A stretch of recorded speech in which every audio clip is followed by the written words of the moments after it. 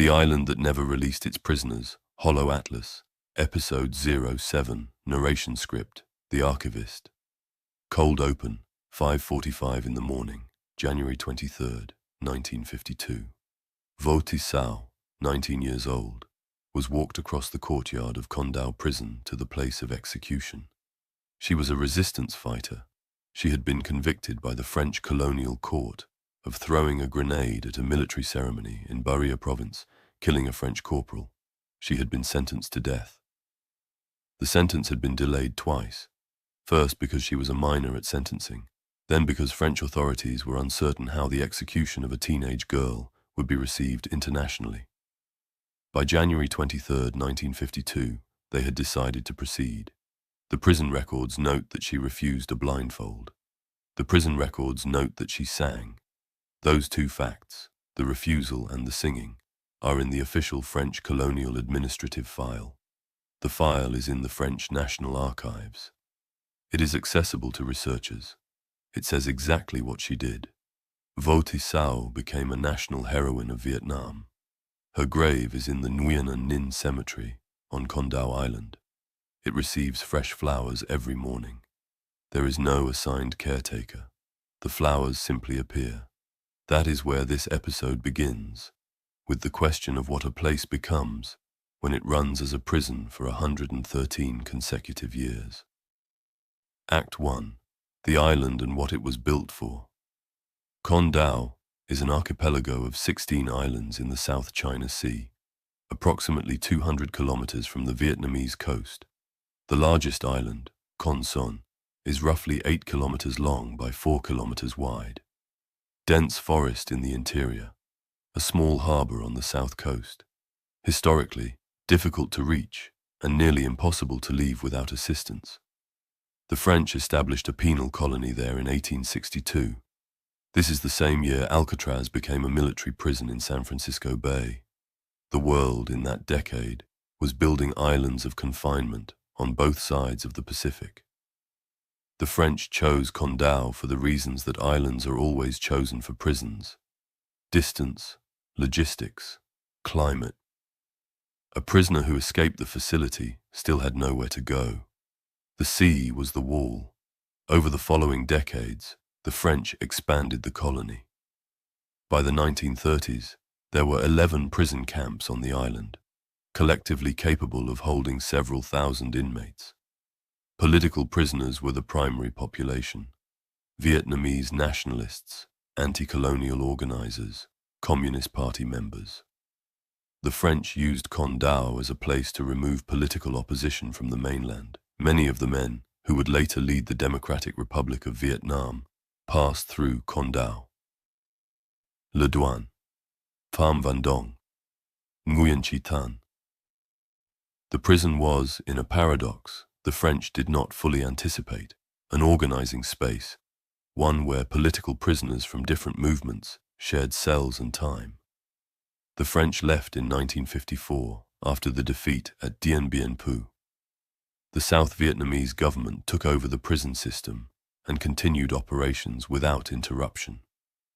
The Americans arrived as advisors and then as a presence.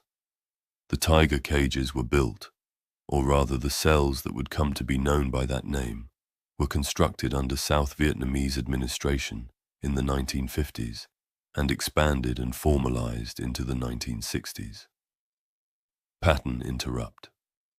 In July 1970, Life magazine published photographs taken by Tom Harkin, then a congressional aide, later a United States senator, who had smuggled a camera into Condau during an official inspection visit. The photographs showed the tiger cages, 5 feet wide, 9 feet long, open iron bars on top, above the bars, a walkway. Guards stood on the walkway and looked down at the prisoners below. The prisoners could not fully stand. They were given lime powder, officially described as disinfectant, which guards poured through the bars from above. The images went around the world. They appeared in Life magazine in July 1970. They were republished internationally within days. They appeared before a congressional subcommittee that was already examining American involvement in Vietnam. The tiger cages did not change American policy immediately, but they changed the argument. They gave the opposition to the war a specific, photographable, undeniable image to anchor to. The cages became a political document before they became a historical one. Tom Harkin did not intend to become famous for those photographs. He was a congressional aide on a routine inspection visit. He saw what he saw, and he found a way to document it. The photographs he took in 1970 are now in permanent collections in Washington, D.C. The cages are still on the island. They are now museum exhibits. Act 2. The accounting. The Vietnamese government's official figure for deaths at Con Dao over the 113 years of operation is 20,000 people. This number is debated by historians. Some place it higher, some lower. All acknowledge that comprehensive records do not exist for the colonial period. The French administrative files for Con Dao are incomplete. The South Vietnamese records from the war period are fragmentary.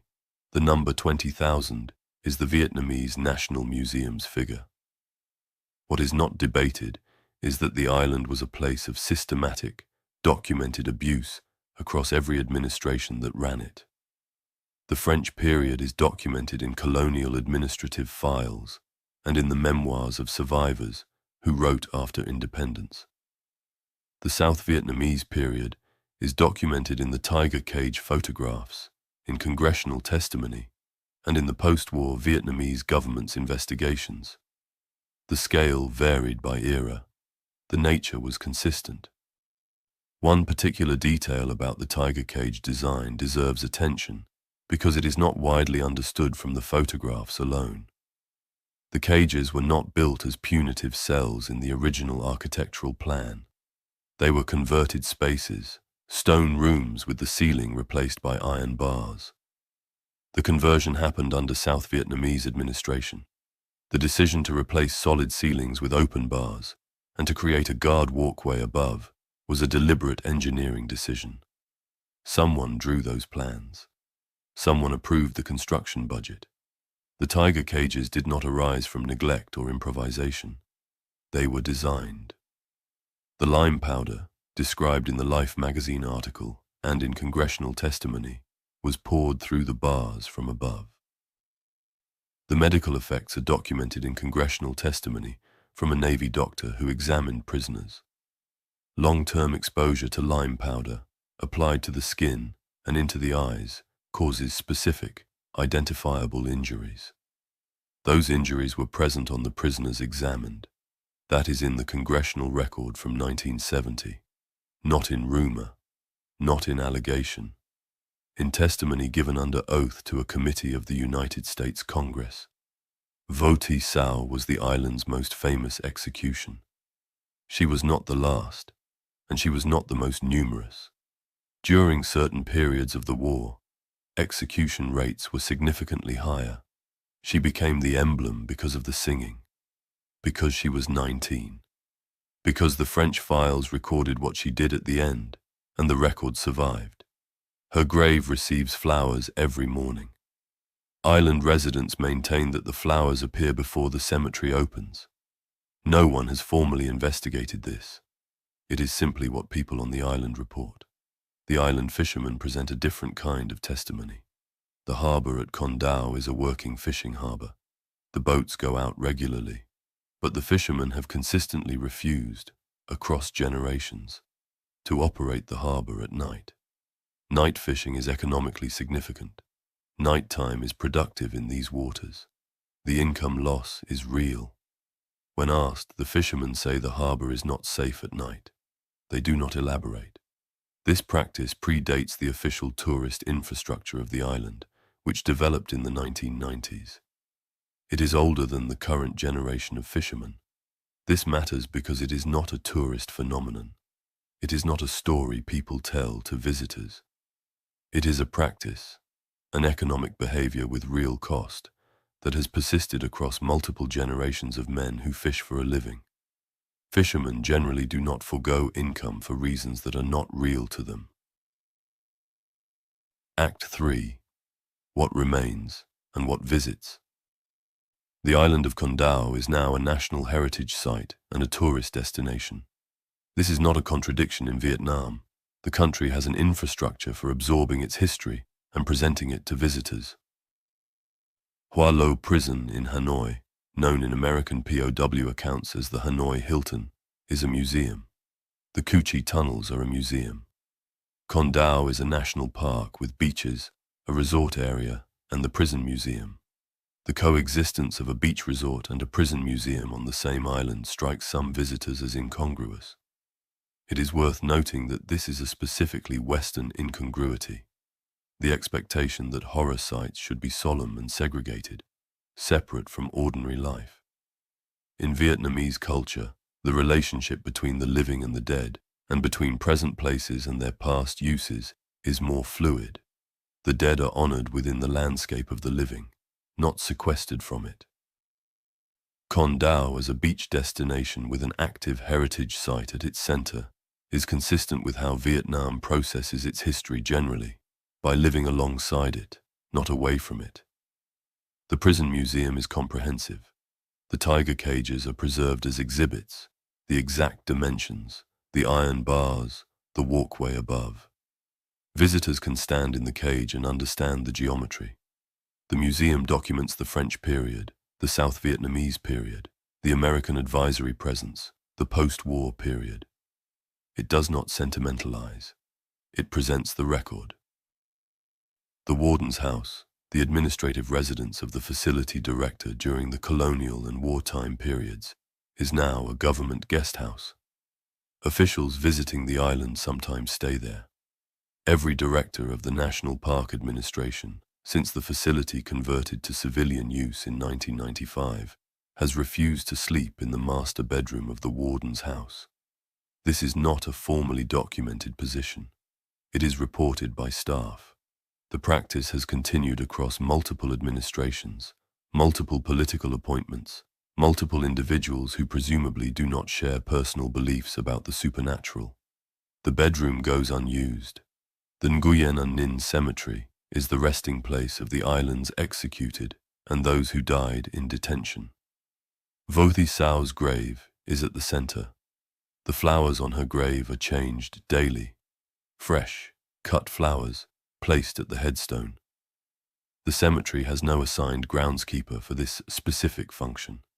The flowers are brought by islanders, by visitors, by people who make a point of stopping there in the morning.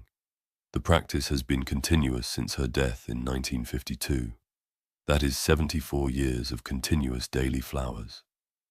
The tiger cages are the same dimensions they were when Tom Harkin photographed them in 1970. 5 feet by 9 feet. The bars above. The walkway above the bars. The dimensions are exact because they are the originals. The cages were not reconstructed for the museum. They were preserved in place. Close 113 years. 3 colonial administrations, French, South Vietnamese, American-backed South Vietnamese, 1 common location, 16 islands, most of them uninhabited, surrounding a harbor that the fishermen will not use after dark. The island never really changed its function. The name of the institution changed. The flag above the facility changed. The uniforms changed. What happened inside? The confinement, the conditions, the systematic application of state power to individual human bodies remained recognizably consistent. There is a specific kind of historical place that refuses to resolve into a clean moral. Con Dao is that kind of place. The men who passed through its cells in the 1920s and 30s, the future leaders of an independent Vietnam, were imprisoned there by a colonial power that genuinely believed it was managing its territory. The prisoners of the tiger cages in the 1960s were held there by a government that genuinely believed it was fighting a war for its survival. The French believed their administration was legitimate. The South Vietnamese believed their security measures were necessary.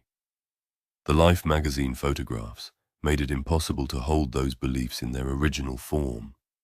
They forced a confrontation between the stated justification and the actual conditions. That confrontation is what makes the tiger cage photographs historically significant beyond the immediate context of the Vietnam War. They are evidence that what an institution calls itself and what it actually does are separable categories, and that the gap between those categories sometimes requires a photograph to become visible. Tom Harkin smuggled a camera. He did not change policy immediately, but he made the gap visible, and once visible, it could not be fully closed by argument. What the island released were the survivors and the records. Those who died there are, in the Vietnamese sense, still present. Thi Sau's flowers are evidence of that. Not supernatural evidence, but cultural and human evidence. A society that lost 20,000 people to a place maintains a relationship with that place. The flowers are the form that relationship takes. The tiger cages are still the exact same dimensions. The harbor stays empty at night. The master bedroom in the warden's house has not been used in 30 years. The island did not change its nature, it changed its name. These are not the same thing. If this kind of history interests you, the kind that the official record contains but rarely states plainly, our next location is a castle in Malaysia that a Scottish man spent 16 years building and never finished. He died on his way back from ordering the final materials. The building is still mid-sentence. Subscribe and we'll open it together. End of script. EP07. Word count target 2,200, 2,500.